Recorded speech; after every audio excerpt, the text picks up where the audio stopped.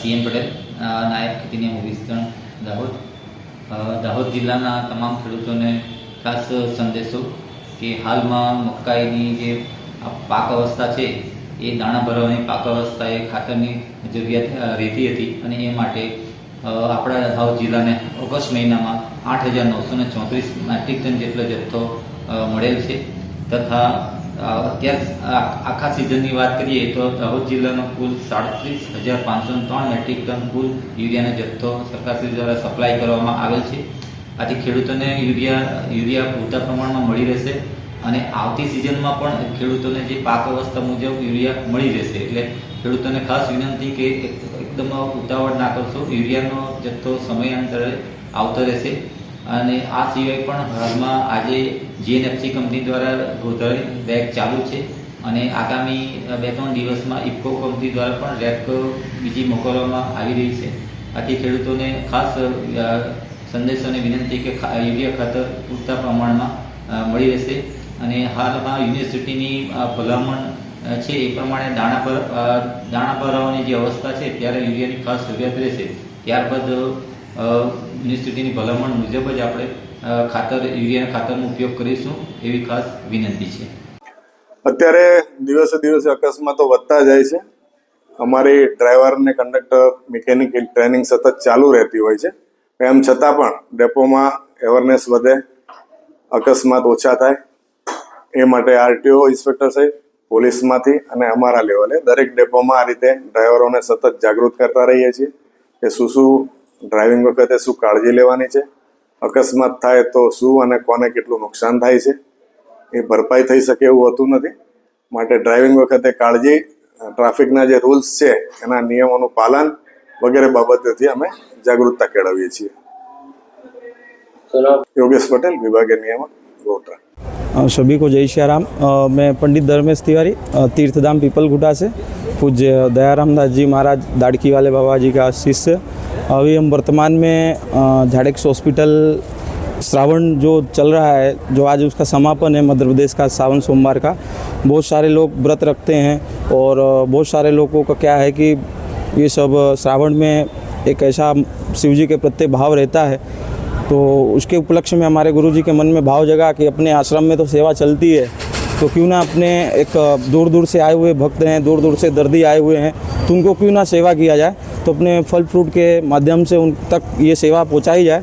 और इसीलिए हम लोग क्या है कि पूरे सभी स्टाफ के सहित और डॉक्टर रंजीत नायक जी के सहित सर जी जयेश सर के सहित हम लोग क्या है कि आज ये श्रावण समापन पर ये अच्छा लोगों को अच्छा कुछ आहार मिले उसके लिए फल फ्रूट का वितरण कर रहे हैं. बाबा की जय. पीपलखुटा के संत महंत श्री दयाराम दास जी महाराज के निर्देश अनुसार उनका एक इच्छा थी कि श्रावण का पवित्र मास चल रहा है और पवित्र मास में दर्दियों की सेवा कैसे की जाए. तो उनके मन में एक ये भाव आया कि क्यों न श्रावण का सोमवार है और सभी मरीजों को पौष्टिक आहार मिले. उसके उपलक्ष्य में उन्होंने भगवान जी का प्रसाद पीपलखुटा वाले महाराज जी ने हनुमान जी महाराज का प्रसाद साक्षात यहाँ भेजा है. उनको यहाँ के जो दर्दी है वो ग्रहण करके अपना पुण्य कमाएंगे और उनसे और प्रसाद की वजह से उनका जो दुख दर्द भी कम होगा. और दाड़की वाले महाराज और ये तिवारी जी महाराज जी इन्होंने जो अथाक प्रयत्न किया है ये सराहनीय है और एक अच्छी शुरुआत है. क्योंकि न पौष्टिक फलहार से कोई नुकसान नहीं होता है और दर्दी को हमेशा फ़ायदा होता है. उसी उपलक्ष्य में महाराज जी ने, दयाराम दास जी महाराज जी ने एक प्रसाद का वितरण कार्यक्रम करा है. बहुत अच्छा है और सराहनीय. दाड़की वाले बाबा की जय. आज रोज झालोद विधानसभाમાં આમ આદમી પાર્ટી દ્વારા એક પ્રોટેસ્ટનું આયોજન કરવામાં આવ્યું. ભાજપ સરકાર દ્વારા આજે જીવન જરૂરી વસ્તુના ભાવ આસમાને છે. તેલ, ખાંડ, ગોળના ભાવ આજે આસમાને છે. ત્યારે ગરીબ જનતા કે મધ્યમ વર્ગની જનતા આજે પીસાઈ રહી છે. ત્યારે ભ્રષ્ટ ભાજપને કહેવા માંગીએ છીએ કે આટલા વર્ષોનું શાસન પછી પણ આમ જનતાનું જે શોષણ કરી રહી છે ત્યારે ભ્રષ્ટ ભાજપને કહીએ છીએ કે આમ જનતા હવે તમને સમજી અને જાણી ગઈ છે. આવનાર સમયમાં જવાબ આપવાની છે. ટૂંકમાં હવે આ જે ભાવ છે એ ભાવ ફરી પાછા લેવામાં આવે. ભારત આદિવાસી પાર્ટી દ્વારા દાહોદ જિલ્લા માઇનોરિટી સેલના પ્રમુખ તરીકે ઇલિયાસભાઈ ભાભોરની વરણી કરાઈ. આ તારીખ 24/8/2026 સોમવારના રોજ બપોરે 1 કલાક સુધીમાં મળતી વિગતો અનુસાર પાર્ટીના સંગઠનને વધુ મજબૂત અને સક્રિય બનાવવાના ભાગરૂપે ઇલિયાસ ભાભોરને દાહોદ જિલ્લા માઇનોરિટી સેલના પ્રમુખ તરીકેની મહત્વપૂર્ણ જવાબદારી સોંપવામાં આવી છે. પાર્ટીના ઉચ્ચ નેતૃત્વ અને સ્થાનિક હોદ્દેદારોની સંમતિ બાદ ઇલિયાસ ભાભોરની આ પદ પર પસંદગી કરવામાં આવી છે. તેમની વરણી બાદ બાપ પાર્ટીના દાહોદ જિલ્લા કક્ષાના કાર્યકર્તા અને સમર્થકો દ્વારા તેમને શુભેચ્છાઓ પાઠવવામાં આવી હતી. નવી જવાબદારી મળ્યા બાદ દાહોદ જિલ્લામાં પાર્ટીના સંગઠનને વધુ મજબૂત બનાવવા અને માઇનોરિટી સેલને વધુ સક્રિય કરવા અંગે કામગીરી કરવામાં આવશે તેવી અપેક્ષા વ્યક્ત કરાઈ હતી. દાહોદ તાલુકાના ચોસાલા ગામમાં રાવળ ફળિયામાંથી અજગરનું રેસ્ક્યુ કરાયું. આ તારીખ 24/8/2026 સોમવારના રોજ બપોરે 2 કલાક સુધીમાં આપેલ માહિતી અનુસાર આશરે 12 ફૂટ લાંબા અજગરનો જે ગામમાં ઘૂસી જતા અને એક બકરા પર હુમલો કરી તેનો શિકાર કરતા અફરાતફરીનો માહોલ સર્જાયો હતો. ઘટનાની જાણ થતાં જ પ્રકૃતિ મિત્ર મંડળ દાહોદની ટીમ તાત્કાલિક સ્થળ પર પહોંચી હતી. ટીમના સભ્યો રાહુલ રાયચંદ, કમલેશ કટીજા અને વિશાલ દામોરે ભારે જહેમત બાદ આશરે 12 ફૂટ લાંબા અને 35 કિલો વજન ધરાવતા અજગરને સહી સલામત રેસ્ક્યુ કર્યું હતું. રેસ્ક્યુ બાદ અજગરને વન વિભાગની મદદથી તેના નૈસર્ગિક આવાસ એટલે કે જંગલ વિસ્તારમાં સુરક્ષિત રીતે મુક્ત કરવાની કામગીરી હાથ ધરવામાં આવી હતી. અજગરના રેસ્ક્યુથી ગામજનોએ રાહતનો શ્વાસ લીધો હતો.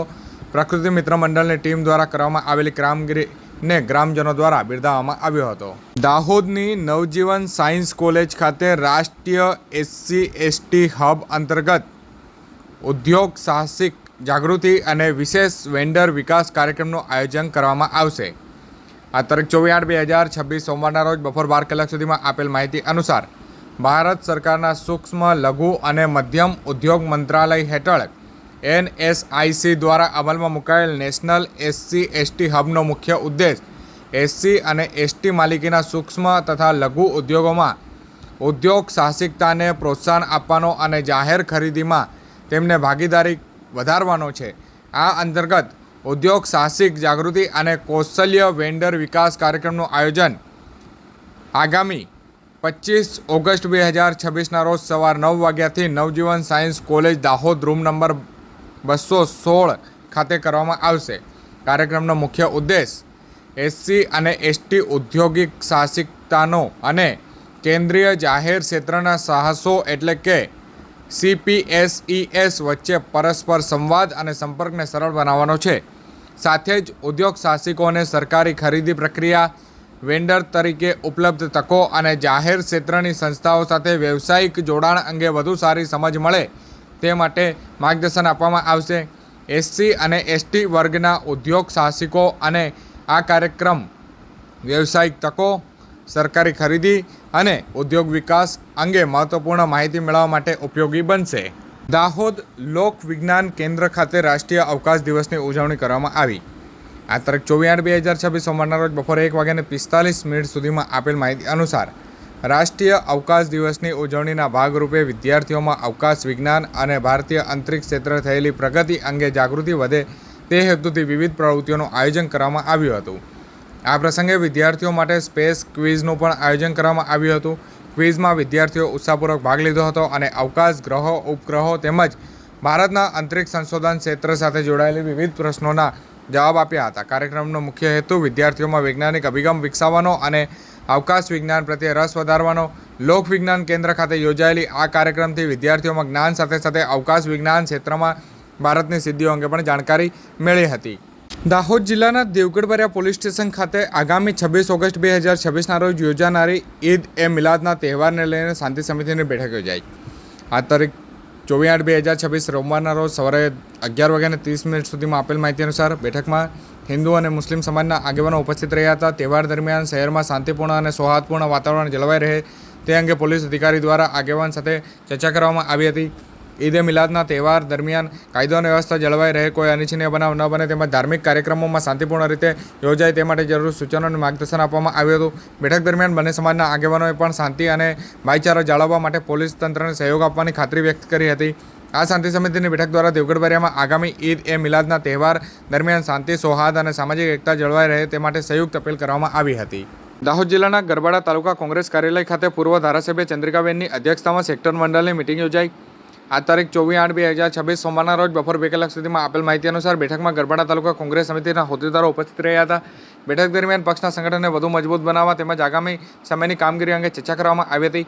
સેક્ટર અને મંડળ સ્તરે પક્ષની કામગીરીને વધુ સક્રિય બનાવવા, કાર્યકર્તાઓ વચ્ચે સંકલન વધારવા તેમજ સંગઠનને વધુ મજબૂત બનાવવા અંગે વિવિધ મુદ્દાઓ પર ચર્ચા કરવામાં આવી હતી. આ બેઠકમાં કોંગ્રેસના હોદ્દેદારો અને કાર્યકર્તાઓએ સંગઠનને વધુ મજબૂત બનાવવાના સાથે મળીને કામ કરીશું તેવો સંકલ્પ પણ વ્યક્ત કર્યો હતો. દાહોદ ભાજપ ગ્રામ્ય મહિલા મોરચાની બેઠકનું આયોજન કરાયું. આ તારીખ 24/8/2026 સોમવારના રોજ સવારે 10:30 સુધીમાં આપેલ માહિતી અનુસાર બેઠક દરમિયાન આગામી રક્ષાબંધનના પવિત્ર તહેવારને લઈને વિશેષ આયોજન અંગે ચર્ચા કરવામાં આવી હતી. દાહોદ તાલુકાના દરેક ગામમાં મહિલા મોરચાના કાર્યકર્તાઓ દ્વારા રક્ષાબંધનની ઉજવણી કરવામાં આવશે. આ અંતર્ગત દાહોદ તાલુકાના વિવિધ ગામોમાં મહિલા મોરચાના કાર્યકર્તાઓ દ્વારા 25,000થી વધુ રક્ષાસૂત્ર બાંધવામાં આવશે તેવી રીતના ચર્ચા કરવામાં આવી હતી. રક્ષાબંધનના પવિત્ર પર્વ નિમિત્તે સમાજમાં ભાઈચારા, સ્નેહ અને સામાજિક એકતાનો સંદેશ પહોંચાડવાના હેતુથી આ કાર્યક્રમનું આયોજન કરવામાં આવી રહ્યું છે. ત્યારે બેઠકમાં જે મહિલા મોરચાના કાર્યકર્તાઓને ગામવાર જવાબદારી સોંપવામાં તેમજ કાર્યક્રમને સફળ બનાવવા અંગે જરૂરી આયોજન પણ કરવામાં આવ્યું હતું. દાહોદ જિલ્લામાં વરસાદી માહોલ વચ્ચે ઝાલોદ, સુખસર સહિત વિવિધ તાલુકાઓમાં સારો વરસાદ નોંધાયો. આ તારીખ 24/8/2026 સોમવારના રોજ સવારે 6 વાગ્યાથી લઈ બપોરના 12 વાગ્યા સુધીના આંકડા આપ્યા મુજબ વિવિધ વિસ્તારોમાં વરસાદ વરસતા વાતાવરણમાં ઠંડક પ્રસરી ગઈ હતી. મળતી માહિતી અનુસાર ઝાલોદ તાલુકામાં 17 mm, સુખસરમાં 16 mm, ફતેપુરામાં 12 તેમજ ગોવિંદગુરુ, લીંબડી તાલુકામાં 7 mm વરસાદ નોંધાયો છે. સૌથી વધુ અત્યાર સુધીમાં 17 mm વરસાદ ઝાલોદ તાલુકામાં વરસ્યો છે. વરસાદ વરસવાના કારણે વાતાવરણમાં ઠંડક પ્રસરી જતાં લોકોને ગરમીમાંથી રાહત મળી હતી. સાથે જ ખેડૂતોમાં પણ ખુશીનો માહોલ જોવા મળ્યો હતો. હવામાન વિભાગ દ્વારા આગામી દિવસોમાં પણ જિલ્લામાં વરસાદની આગાહી કરવામાં આવી છે. ત્યારે નદી, નાળા અને નીચાણવાળા વિસ્તારોમાં રહેતા લોકોને સાવચેતી રાખવા તેમજ જરૂર ન હોય તો પાણી ભરાયેલા વિસ્તારોમાં અવરજવર ટાળવા માટે તંત્ર દ્વારા લોકોને અપીલ કરવામાં આવી છે.